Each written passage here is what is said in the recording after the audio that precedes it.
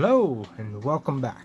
Steel Pinnings here once again, and today is back into the groove. Today is February locks, about mid-month, and well, I figure the longer that goes in between, the more stuff there should be, right? Well, that can't always be true. Times are tough all over, and I do have some new things on the desk, so I wanted to share them. And a couple of them are really neat. So let's pan back and see what there is. There we go.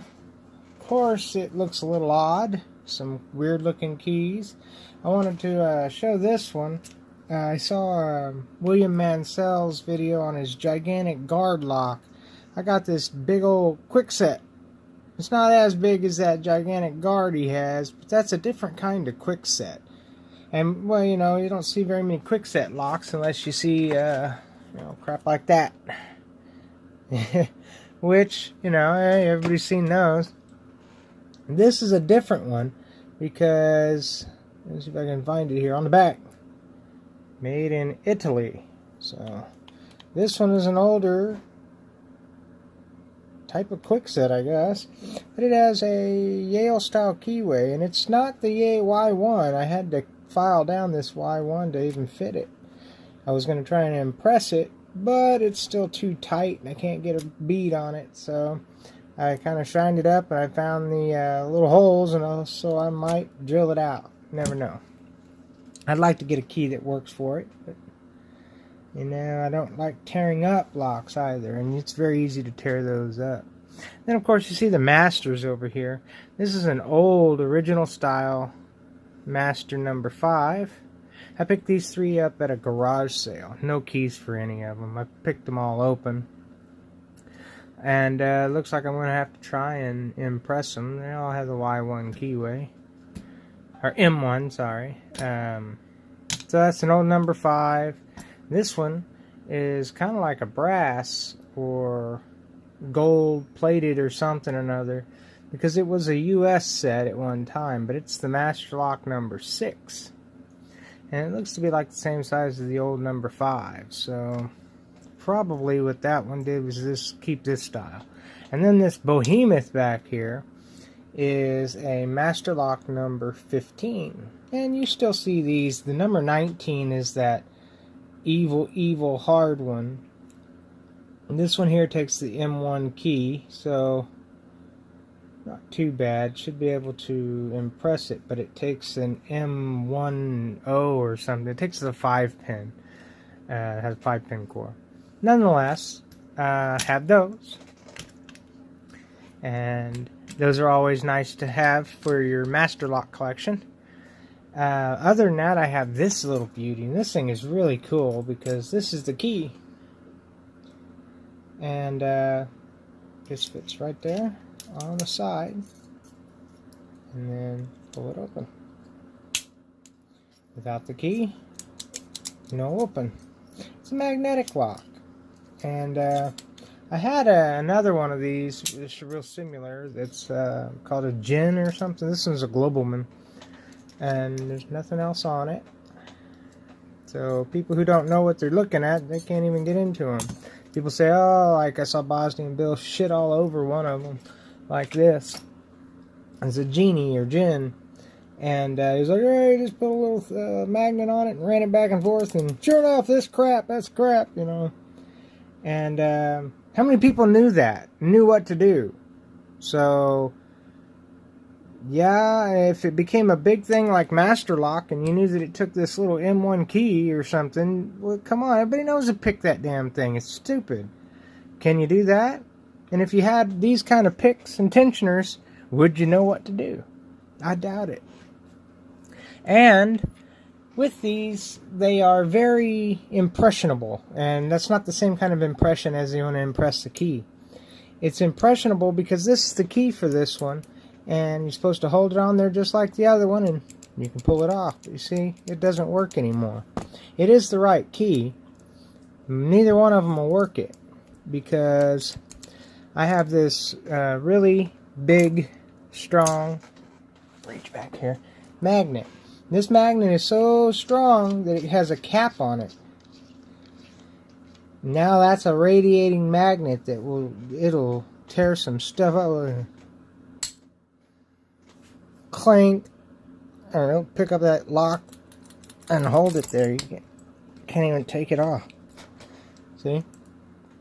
And I tried to open it with that, going, and I just messed it all up. I magnetized things that shouldn't have been, and demagnetized things that should have been. Just, totally screwed it up. And now the key doesn't work on it anymore. If anybody else wants to give it a shot, I'm happy to send it to them. This one here is going in my collection, and I'm not going to mess with it, because I'm going to stick to Bill's terminology and why bother. Then I have this Freyden lock. And this is a really cool lock because it has a really cool key, a rounded key for a rounded keyway.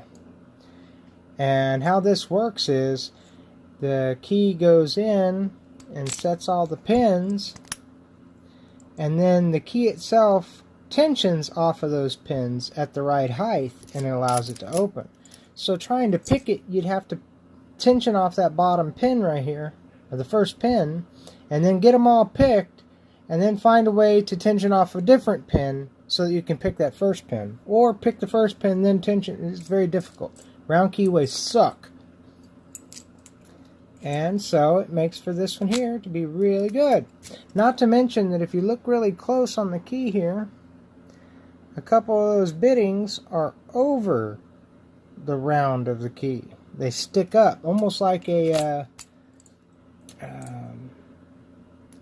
peaks. You know how it has the check pin type of thing where it lifts it beyond the key. So most keys are cut down. This one happens to have one cut in, and it's the Freyden lock. And I have a small one, and I saw that they came out with a bigger one with the closed shackle. I'd like to try and get my hands on one of those.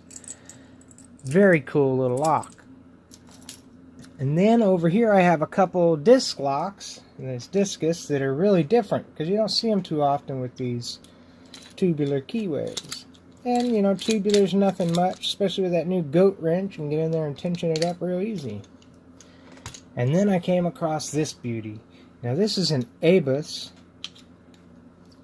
Discus 2570, and the coolest thing about it is the key.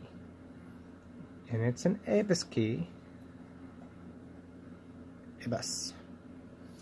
And it's a double-sided lever lock. And there's the keyway.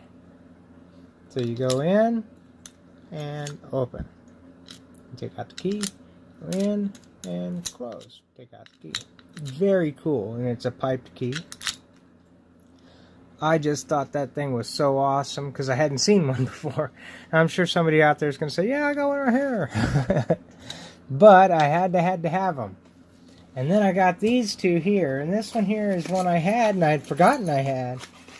And want to do something with it. This is a brand new, old stock. Look at that nasty keyway.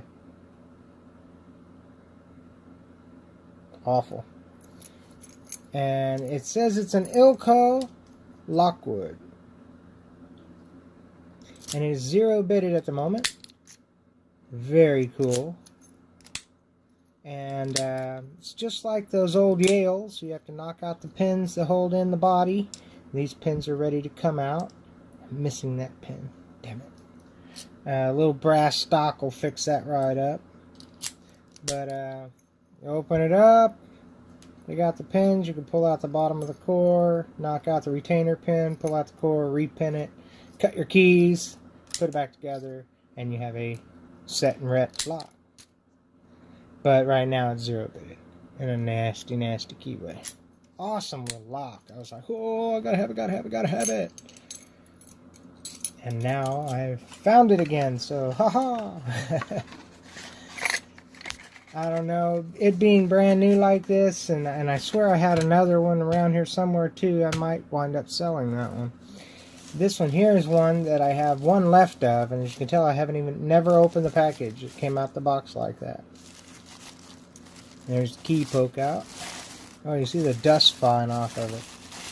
This is brand new old stock Yale, and it's a smaller version. Beautiful little lock with these cool little Yale keys. And that's the bitting. Nice sharp Yale keyway. Works the lock beautifully. And this thing is just gorgeous, not a blemish on it.